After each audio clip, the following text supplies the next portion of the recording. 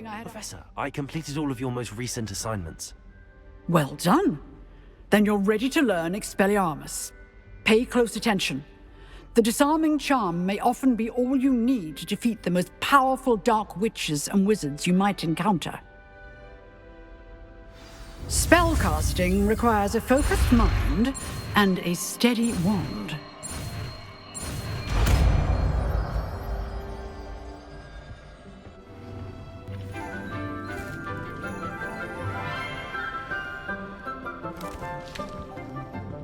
Good morning, Professor Garlick. How wonderful it is to see you again, Lenora dear. Oh, here. You'll need these for today's class. A little treat for your auntie. Ah, hello. Class, please welcome the newest rose in our garden. We do look forward to growing together. How thrilling it is to have everyone back together again. This year will be filled with enchantment and excitement, but the most important thing cultivated in herbology is knowledge. The prudent herbologist is no more afraid of the venomous tentacula than the bouncing bulb.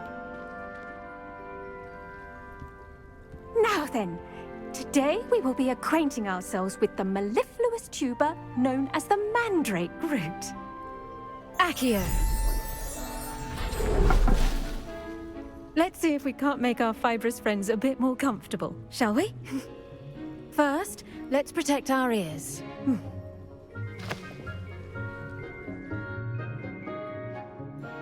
Now, everyone, grip their mandrake by the tendrils and give it a firm tug.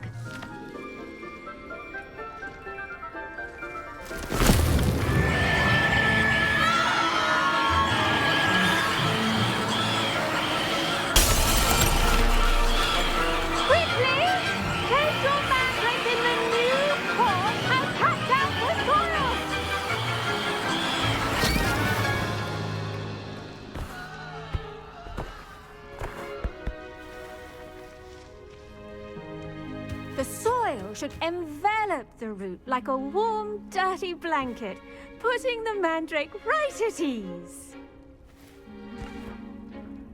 Reparo!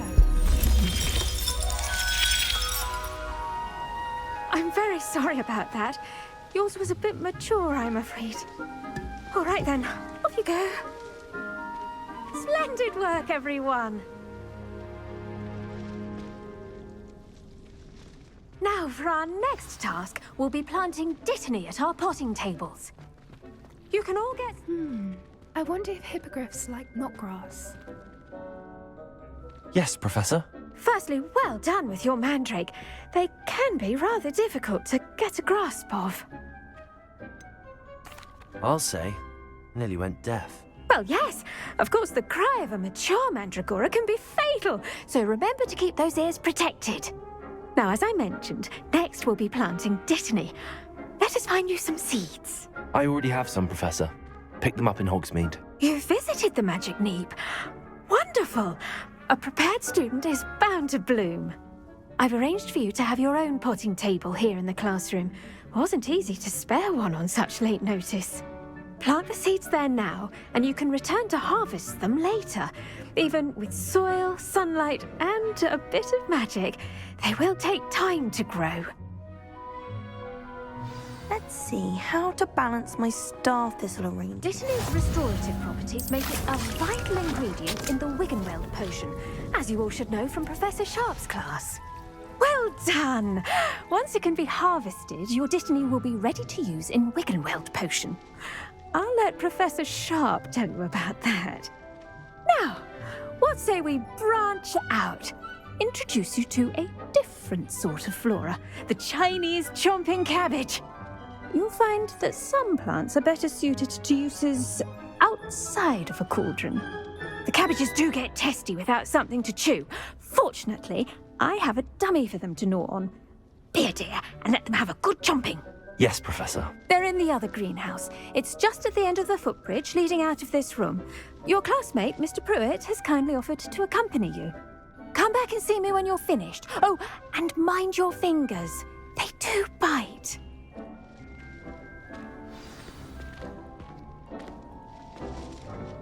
Hello. Saw you on your way to Hogsmeade the other day. Nice to meet you. I'm Leander. I'll be showing you the Chinese chomping cabbages. Up these stairs will take us there. Nice work in Defense Against the Dark Arts, by the way. Excuse me? Your duel with Sebastian! And he's good. Thinks he's really good. But you outright slaughtered him. It was brilliant. Oh. Well, thank you. I nearly put Sebastian in his place myself. I mean, I would have, if Hecate hadn't stopped. Here we are, home of the Chinese chomping cabbage. Go on, grab a few of those cabbages. Now, see that dummy? Just toss the cabbages at it, and they'll do the rest.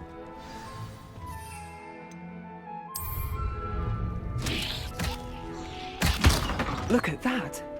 They'll chomp on anything they can get their mouths on. Mum planted some in her garden last year to keep the gnomes out. Did save her the de-gnoming, but they left her honking daffodils in tatters.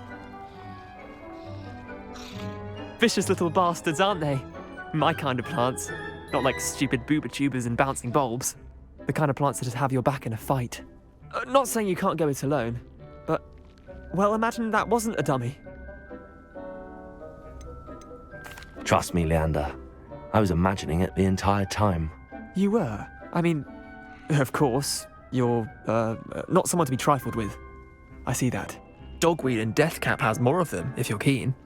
Other plants too. Ones your parents wouldn't plant in the garden. You get the idea. Anyway, we, probably ought to head back to class.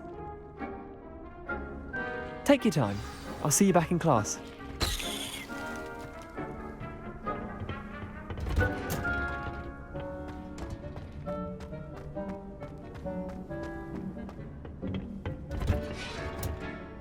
And with that helpful reminder as to why we should always wear our dragon hide gloves, I shall end our lesson here.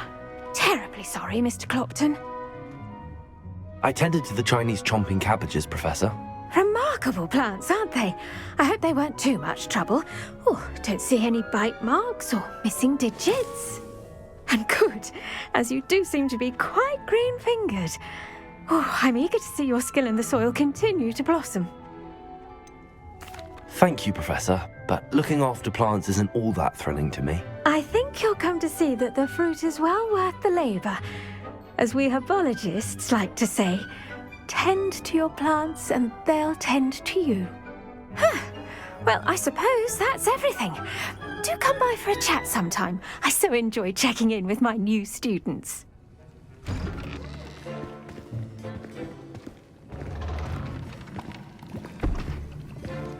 Potions is one of the most challenging and hazardous subjects taught at this school. As fifth years, you will be required to reach new heights of both discipline and intellect. You will begin this term by brewing a Wigan-Weld potion. Mr. Takar, can you tell us why this particular potion might come in handy? Yes, Professor Sharp. The Wigan-Weld potion can be used to sterilize and even heal a variety of injuries. It can heal some injuries, but not all. Points for Ravenclaw. Before today's class is completed, each of you will have brewed a Wigan-Weld potion of your own. You never know when you might need it. Please begin.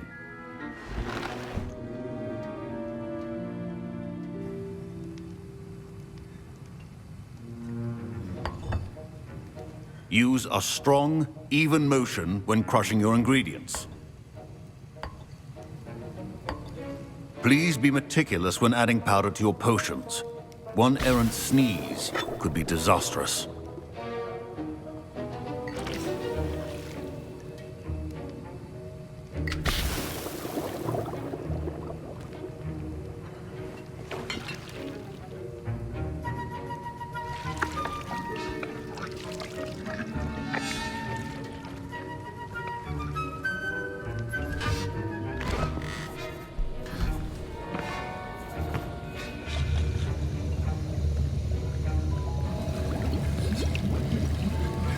I see most of you have not forgotten how to stir.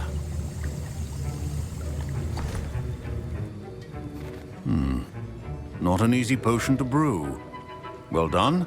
And from what I hear of your recent exploits in Hogsmeade, you'd also do well to practice brewing the defensive Edurus potion. Professor Weasley had you acquire the recipe from J. Pippin's, correct? Yes, sir. Good. For the moment, you can find the ingredients you need in my office.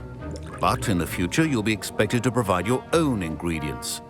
Some can be harvested from the plants you grow in your Herbology class, and rarer ones can be purchased.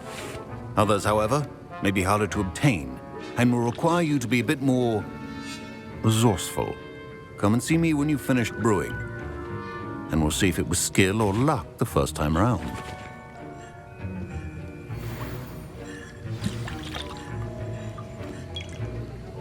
My parents considered keeping me home from school this year after the rumors of a goblin rebellion. I hear Professor Sharp say that you have permission to go into his office. He did say that. He wants me to get more ingredients to brew another potion. Brilliant! You, my friend, have been presented with an extraordinary opportunity. I'm Gareth, by the way. Gareth Weasley. Bit of a prodigy with potions, if I do say so myself. Pleasure to meet you. Wait, are you related to Professor Weasley? She's my aunt. Keeps too close an eye on me for comfort. Ugh. But she can't be everywhere. Listen, anyone with a troll-sized brain can brew an Edurus potion. I'm working on something that's certain to be spectacular. I'm just missing one tiny last ingredient that will add that extra spark. I suspect that's where I come in. You're as clever as I'd hoped. I simply need a single Fwooper feather. As you'll already be in Sharp's office with his permission, perhaps you could grab it for me. I'll get you the Fwooper feather, as long as you're certain Sharp won't miss it. I assure you he won't. Fwooper feathers aren't that valuable. Wait until you see what I'm brewing. Hurry back to me when you have the feather.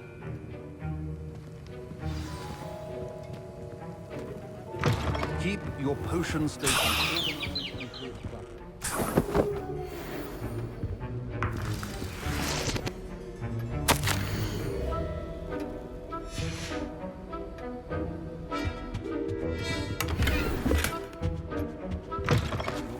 Should not be that color, Miss McDowell. Here's the Fwooper feather you wanted. Brilliant! Thank you! This is going to take a moment to brew. You should get back to brewing your Edurus potion, and I'll tell you when this concoction's finished.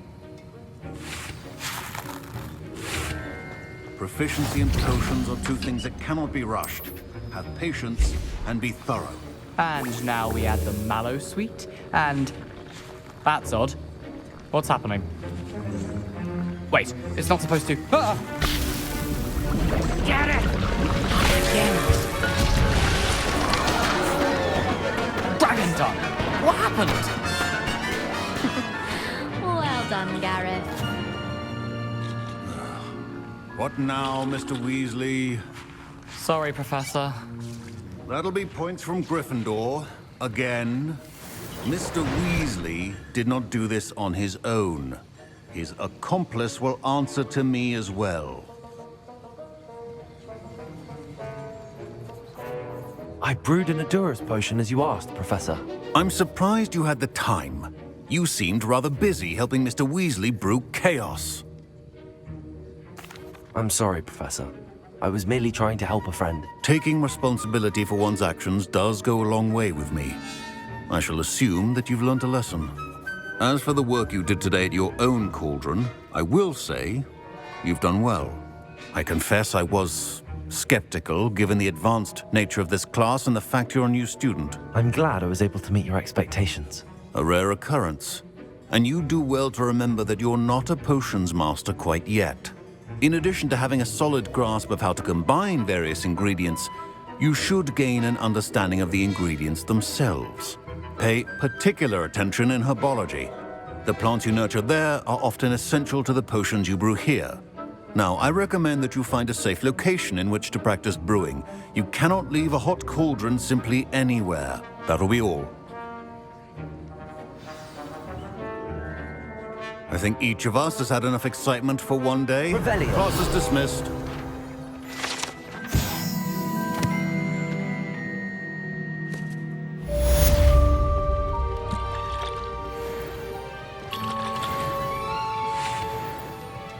That was an interesting class. Thanks to you. Wasn't precisely what I had in mind, but it was still brilliant. I appreciate your help. I hope Sharp wasn't too disagreeable when you handed in your potion. Heard him talking about taking responsibility. Professor Sharp was annoyed, but we sorted it out. No harm. Cheers to that. He probably had a good chuckle after we left. Sharp may seem gruff, but I'd bet a few galleons he blew up a potion or two in his day. Best be off. Next time we talk, I promise, fewer explosions.